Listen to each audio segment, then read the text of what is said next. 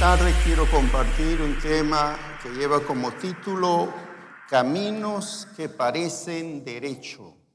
Caminos que parecen derecho. No sé si usted alguna vez ha tomado una carretera pensando que va a llegar a cierto lugar, pero se equivocó, ¿no? Se fue por otra ruta.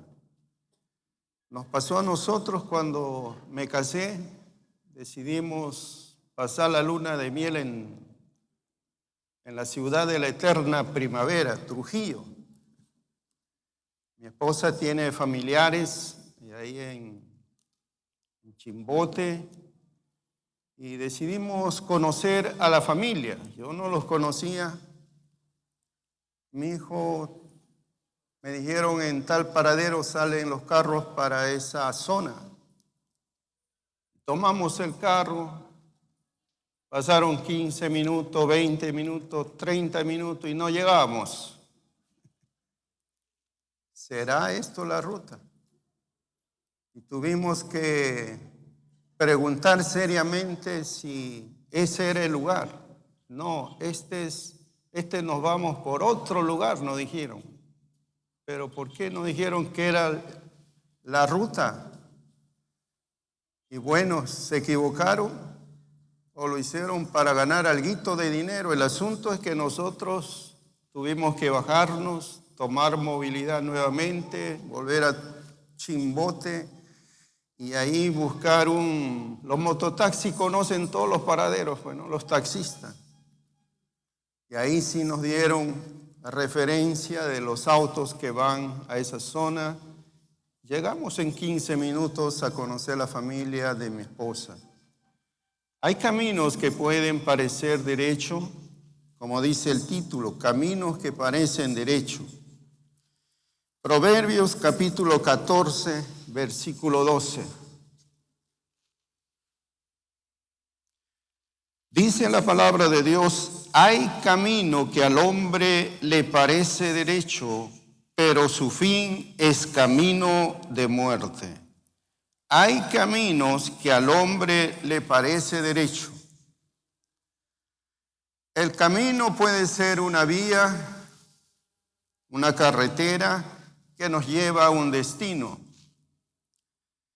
Pero también el camino puede ser una forma de creencia. Muchos creen en las vírgenes, muchos creen en los santos, creen que por ese medio van a ir al cielo. Son formas de creencias que se adopta en el transcurrir de la vida. Y sabemos que no hay ningún medio de salvación solo a través de Jesucristo. El camino también puede ser una forma de conducta. Usted asume una conducta y dice, esta es mi forma de ser, yo no voy a cambiar, esta es mi forma de vivir. Y cuando nos aferramos a eso, entonces tenemos problemas con la esposa, con el esposo, tenemos dificultades en nuestras relaciones interpersonales.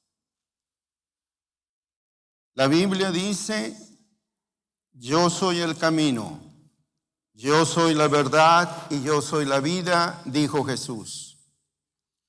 Es importante que podamos entender que en la actualidad los medios de comunicación, como los celulares, el YouTube, el Internet, hemos entrado a una era que se llama la era de la globalización. Usted puede saber, hoy empezó el Mundial, si no me equivoco, usted puede saber quién ganó el primer partido, o qué está sucediendo en Asia, qué está sucediendo en Oceanía. Usted puede saberlo inmediatamente a través de su celular. Eso se llama la era de la globalización. Podemos saber qué pasa en todos los países del mundo en forma inmediata. Y esta era de la globalización ha traído informaciones buenas, ha traído informaciones correctas, pero también informaciones dañinas, informaciones erráticas.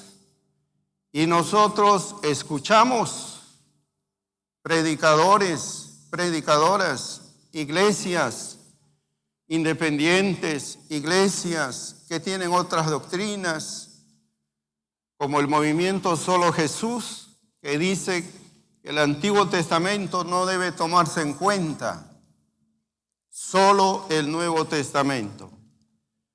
Y la Biblia dice, toda la Escritura es inspirada por Dios y útil. Y es útil, es beneficioso, es edificante.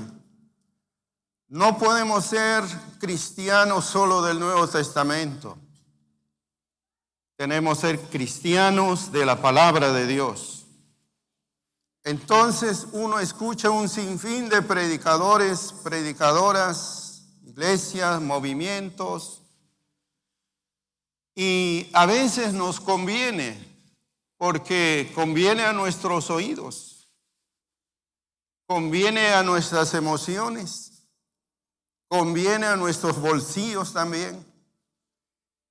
De tal manera que la era de la globalización ha traído todo esto y está afectando la vida espiritual de muchos que están tomando decisiones en base no a lo que se predica en su iglesia, sino en lo que escucha en el fuero externo a través de los medios de comunicación.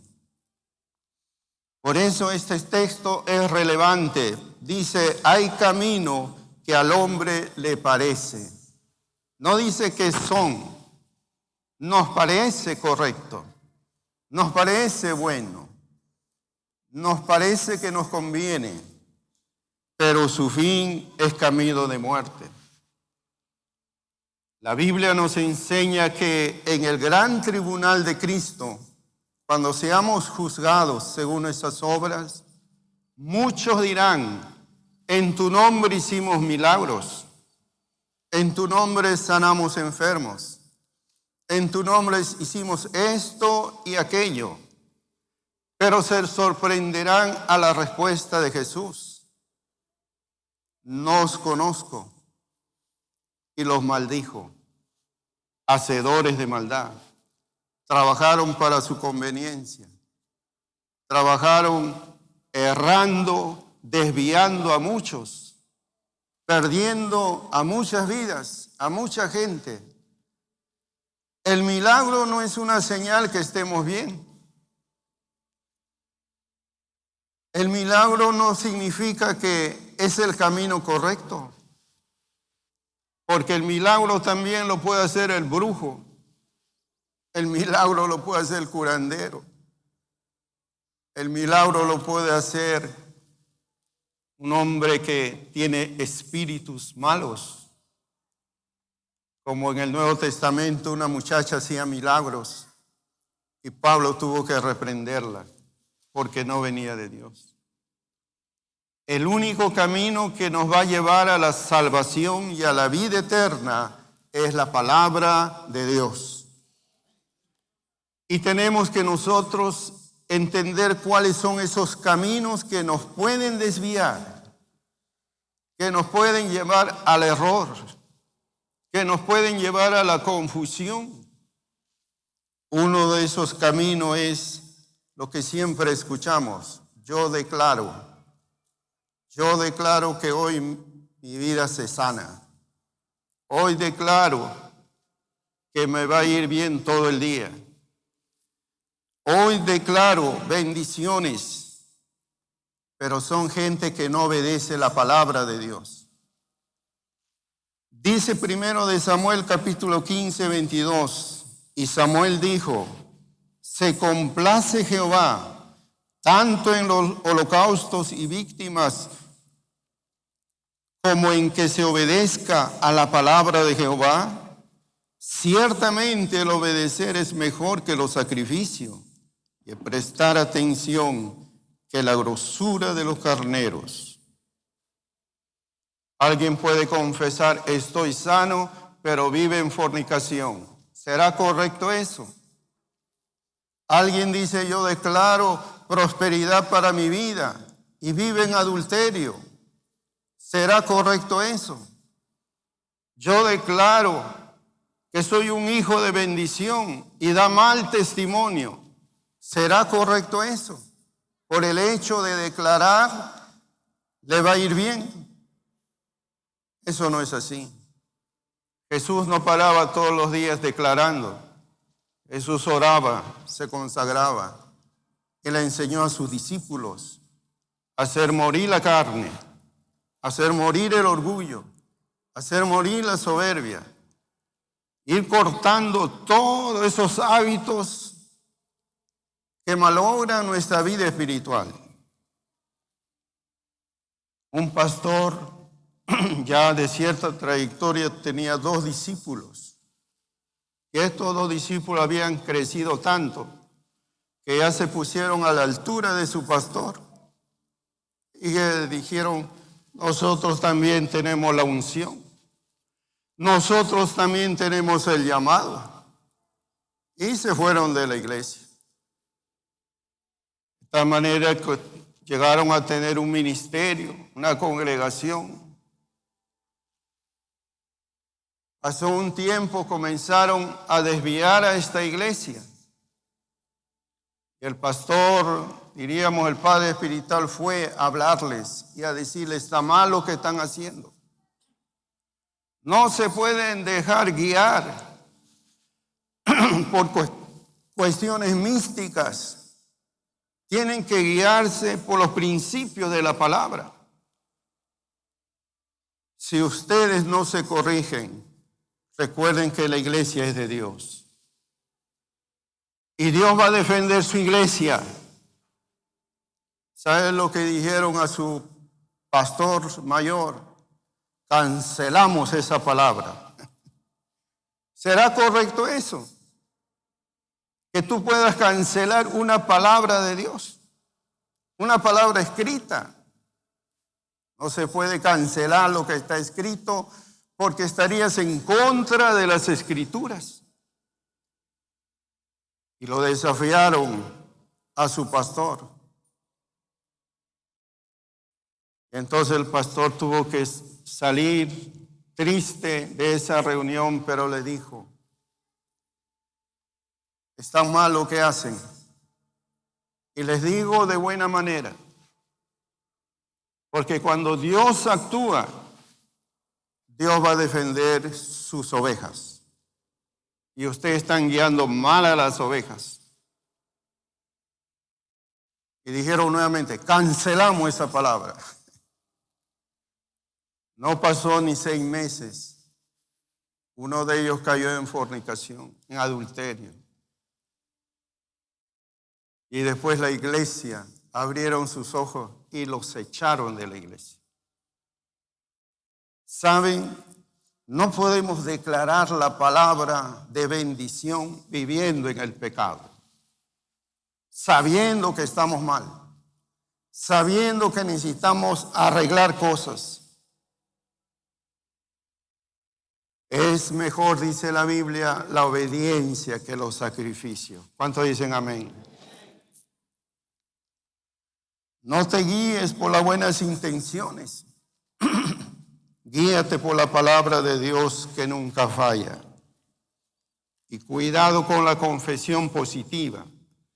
Ahí caen en esta corriente de la nueva era que trae consigo la confesión positiva. Aún sin orar, tú dices, este día me irá bien. Este día voy a tener bendiciones.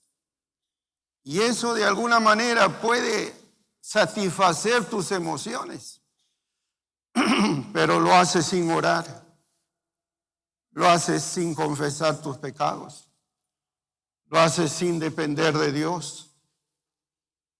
No podemos ser cristianos tan endebles. Por eso este es un camino que parece derecho, En segundo lugar, Hechos capítulo 16, versículos 7 al 10. Confesar que nos irá bien sin oración. Y cuando llegaron a Misia, intentaron ir a Bitinia, pero el Espíritu no se lo permitió. Y pasando junto a Misia, descendieron a Troas. Y se le mostró a Pablo una visión de noche. Un varón macedonio estaba en pie, rogándole y diciendo: pasa Macedonia, ayúdanos. Cuando vio la visión, enseguida procuramos partir para Macedonia, dando por cierto que Dios nos llamaba para que les anunciásemos en el Evangelio. Pablo había tenido una experiencia maravillosa, aún de subir al tercer cielo, sin el cuerpo, con su cuerpo, fuera del cuerpo. Él dice: no lo sé, pero subí y oí palabras inefables. Un hombre con una experiencia espectacular, pero que dependía de la oración para ser guiado en el ministerio. Yo no sé si usted depende de la guía del Señor. Ya estamos terminando el año y quizás muchos estarán haciendo planes para el otro año. La pregunta es: ¿estás orando? ¿Te estás dando tiempo con Dios? ¿Quieres emprender un proyecto? ¿Estás recibiendo dirección de Dios o solamente dirección de tus deseos o dirección de tu alma o dirección con una perspectiva solamente económica? No lo sé. Pero Pablo, a pesar de la unción y de la forma como fue llamado, dependía de Dios. Quiso ir a Bitinia a predicar.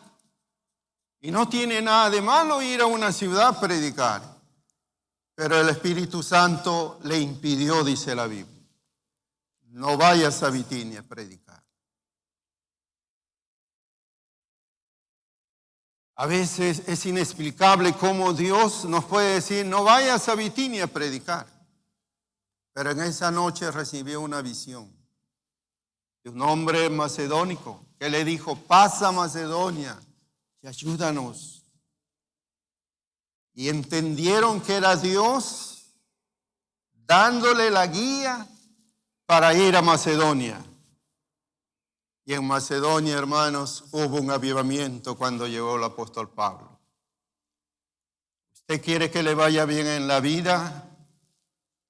¿Usted quiere que sus proyectos le vaya bien en las decisiones sentimentales, en las decisiones económicas?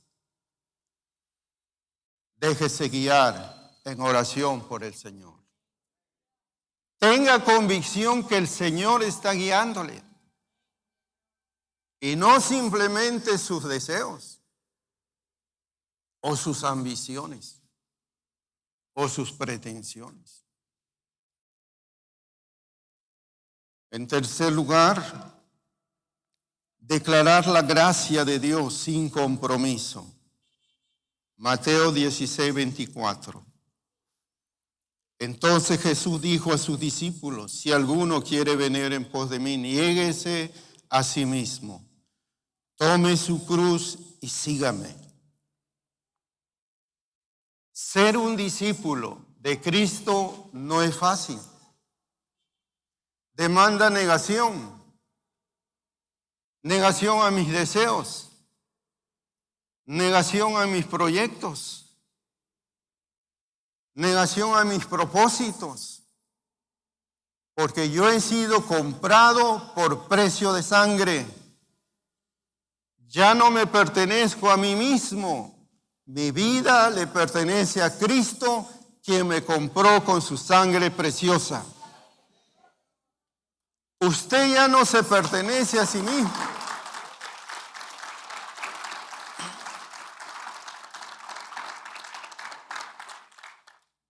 Por eso dice, niéguese a sí mismo. Hay muchas cosas que tenemos que negarnos.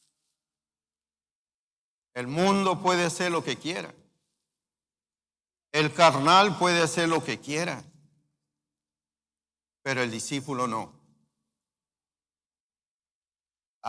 Salió el sol domingo, me voy a la playa. Qué rico sol. Voy a inaugurar Puerto Chico, la piscina. Me niego a ese gusto, por más que a mí me guste. Me niego a esos deseos, porque tengo que venir al culto al Señor. Pastor, me salió un contrato. Pastor, el domingo alguien me pidió un trabajito. Algo extra voy a tener. El discípulo se niega a sí mismo. Toma su cruz y le sigue al maestro. Alguien dirá, el pastor no entiende, no comprende. Yo también he sido trabajador independiente. Y los domingos he cerrado mis puertas. Y los clientes me decían, a ti te sobra la plata, ¿por qué cierras los domingos? Y ahí venimos a pagarte. Pero ellos sabían que yo estaba en mi culto, de la mañana hasta la noche.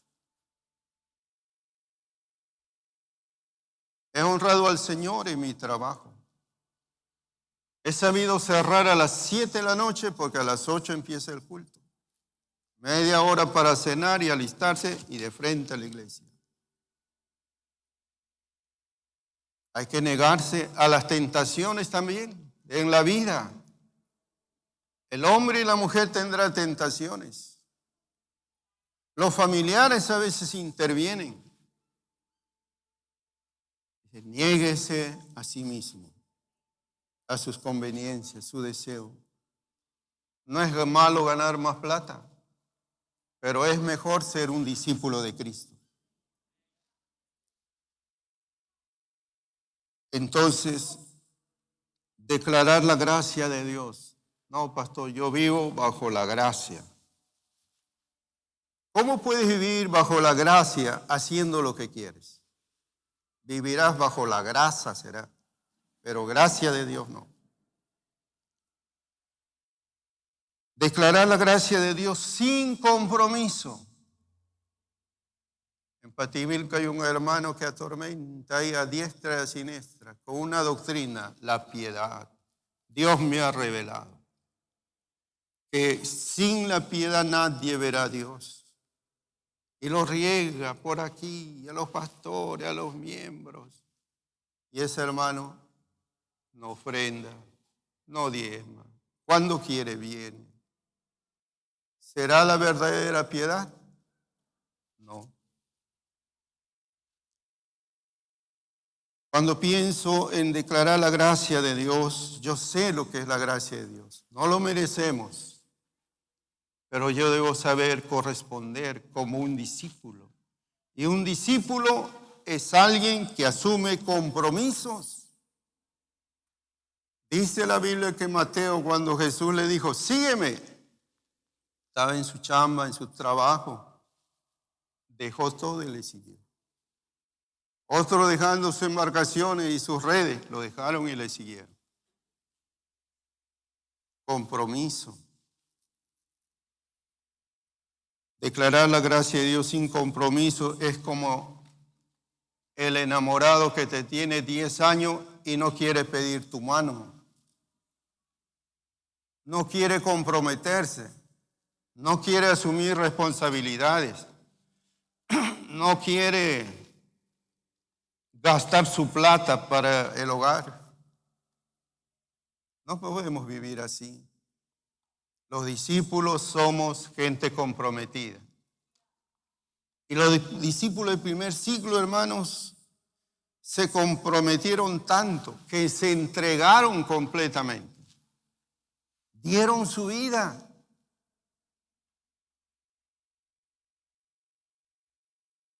Y asumieron la gran comisión como lo más importante para ellos. No el hecho de cantar, no el hecho de estar en los templos. El hecho de predicar a Cristo para ellos fue lo más importante. Y murieron por eso. Dieron su vida completamente. Entonces son caminos que parecen derecho. Cuarto, creer en la prosperidad sin ofrendar y diezmar. Dice la Biblia en Malaquías 3:10, trae todo lo diezmo al alfolí. Si hay alimento en mi casa, probadme ahora en esto, dice Jehová de los ejércitos. Si no, os abriré la ventana de los cielos y derramaré sobre vosotros bendición hasta que sobreabunde. Muchos pueden prosperar por los esfuerzos humanos, profesionales, pero otra cosa es la prosperidad que viene de Dios.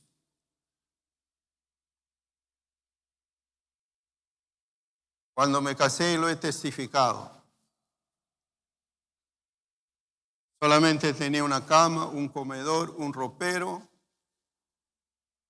3 ollitas y una cocina marca Mundo que era de querosene y que echaba más humo que fuego.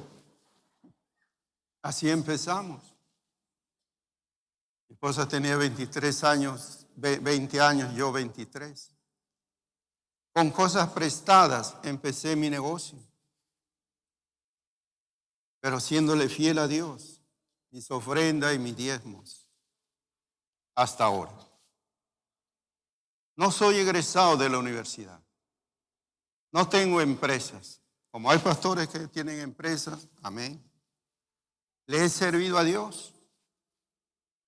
Y Dios me ha bendecido con cargos ejecutivos por más de 16 años. Y me ha bendecido económicamente en esos espacios, en conferencias, visitando diferentes lugares del país. Me han honrado y nos siguen honrando. Por eso tengo la bendición que tengo, porque le serví a Dios y le honré a Dios sin robarle nada. Mis manos están limpias. He apoyado la obra de Lima hasta fin de año, mensualmente para el alquiler del local. El otro año empiezo a apoyar la obra que está en Cajacay, para que lleguen a comprar su terreno. En la iglesia hemos invertido cuántas cosas. No soy de publicar, pero a veces tengo la obligación de decirlo, porque tengo autoridad moral para eso. Por eso yo creo en el principio de dar. Pero algunos cuestionan, pastores del Antiguo Testamento. Es cierto, empezó antes de la ley. El diezmo no fue de la ley. Le hago una pregunta a usted. ¿Por qué se hacen leyes? ¿Porque son buenas o son malas? ¿Las leyes son buenas o malas? ¿Por qué se hizo ley los diezmos y las ofrendas? Porque eran buenas. Era necesario. ¿Qué pasaría si en la fábrica no habría normas para el obrero, para el ingeniero, para el administrador? No hubiera normas. Sería un caos terrible. ¿Qué pasaría en Perú si no habrían leyes? Nos estarían matando, cada uno con su pistola, su metralleta en su casa se defiende. Las leyes son buenas, son necesarias. Y cuando Dios le habla a Israel y ellos aprenden, la iglesia nace con los judíos. La iglesia cristiana nació con los judíos. Y a los judíos ya no necesitaban enseñarles de idolatría, ya estaban curados. No necesitaban enseñarle de ofrendas, porque era una práctica natural y común. No necesitaban enseñarle de los diezmos, porque ellos diezmaban del eneldo, del comino, del grano, del todo. Si tu hijo sabe inglés, ¿le pondrías un profesor que le enseñe inglés? No, no es necesario. Por eso en el Nuevo Testamento usted no ven la doctrina de los diezmos, pero sí ven de la Santa Cena, aún los requisitos, porque fue algo nuevo ya, algo diferente. Pero hay corrientes de pensamientos. Yo prefiero la prosperidad que viene de Dios, porque la prosperidad que viene de Dios es de Dios, no son mías tampoco. Todo lo que tenemos no es nuestro, todo lo que tenemos le pertenece a Dios. Sencillamente somos administradores. Y la Biblia dice que los administradores debemos ser hallados fieles. ¿Qué es fiel? ¿Qué es una persona fiel? Que sabe administrar, que sabe hacer lo que es justo, sabe lo que es correcto. En el Nuevo Testamento, Jesús nunca abrogó la ley, sino que la cumplió. Dice también: el que siembra generosamente, generosamente cosechará. Quinto camino que parece derecho: creer que tiene fe, pero no hace obras. Santiago capítulo 2, versículo 14 al 17. Hermanos míos, ¿de qué aprovechará si alguno dice que tiene fe y no tiene obras? ¿Podrá la fe, escuche bien, salvarle? Mire lo que dice. ¿Podrá la fe salvarle?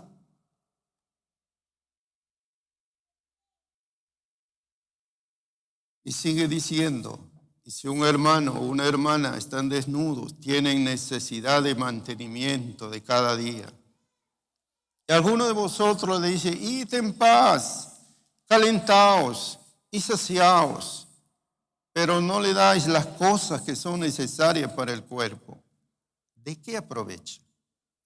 Así también la fe, si no tiene obras, es muerta en sí misma.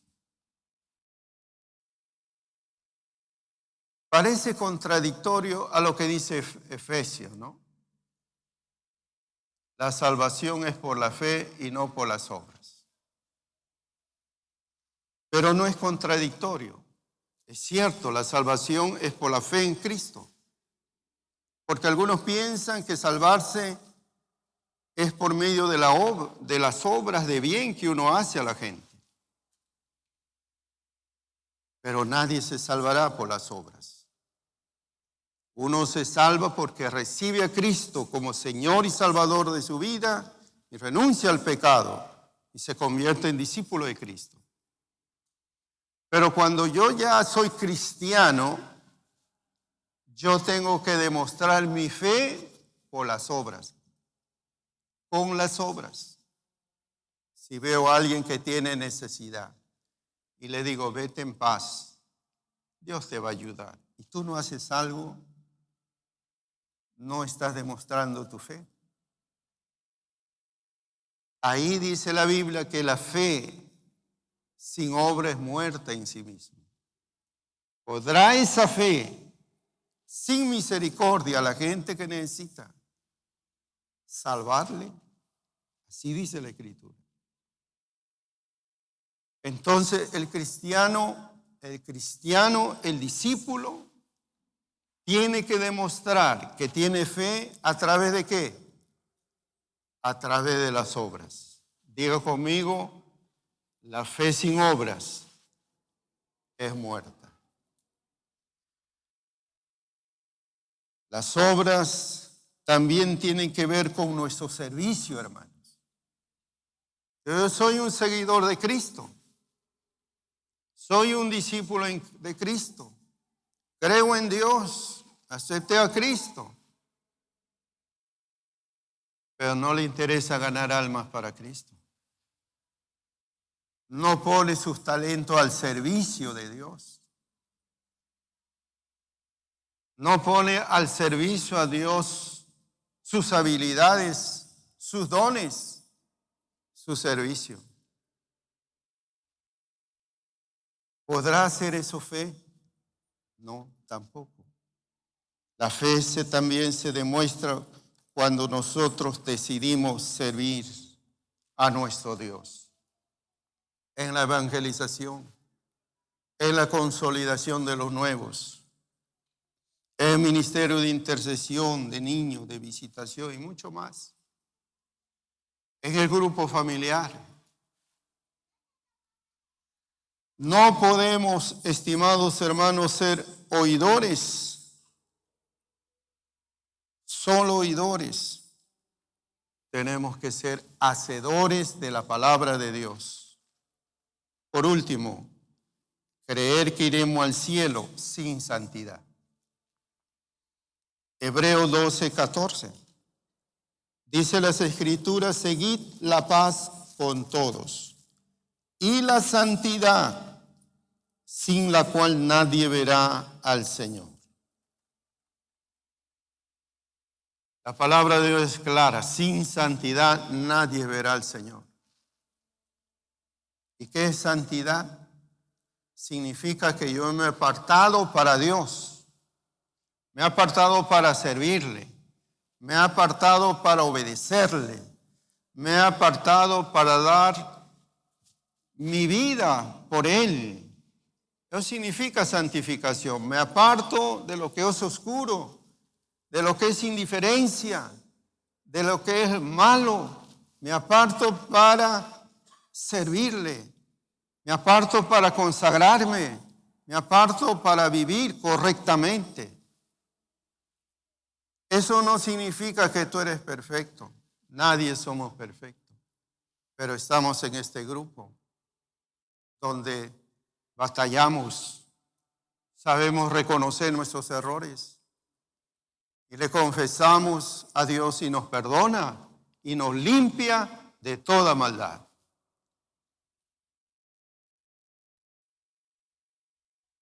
Pero muchos hoy, hermanos, la palabra bendición hasta el impío lo usa. Hasta el criminal. Vayan a hacer el trabajo. El sicariato, Dios lo bendiga. Todos usan, Dios lo bendiga ahora. Uno no sabe quién es cristiano ya. Todos.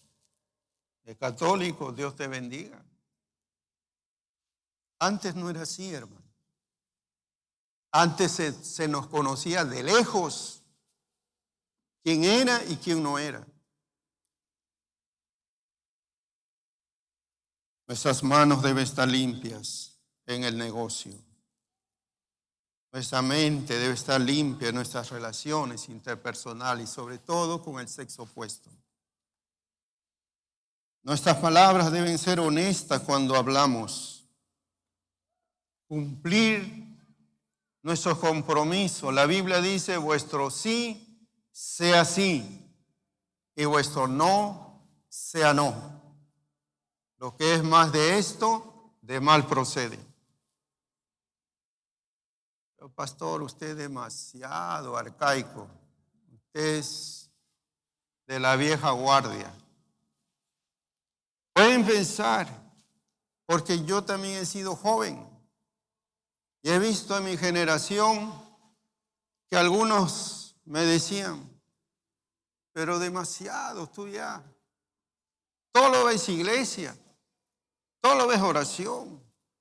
Hay que divertirnos. Hay que vivir la vida. Y no que la viva no viva. El asunto es que eran jóvenes relajados. Yo decía: ¿dónde está su pasión? ¿Dónde está su corazón? Yo no he sido extremista también. Me gusta el deporte. Me gusta ver el mundial. Me hubiese gustado ver la inauguración. No lo he podido ver. Hemos estado en consejería pastoral. He jugado a mi sección en la secundaria. Y bueno, me decían la muralla porque nadie pasaba. La pelota, pero el jugador.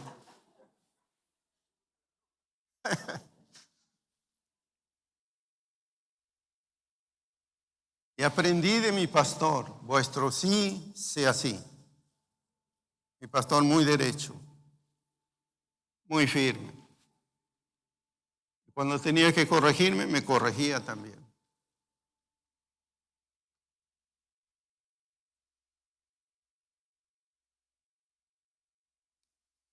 Somos hijos de la palabra, estimados hermanos. Se nos viene una generación muy relajada. Se nos viene una generación no muy fuerte en sus convicciones. Trabajen con sus hijos.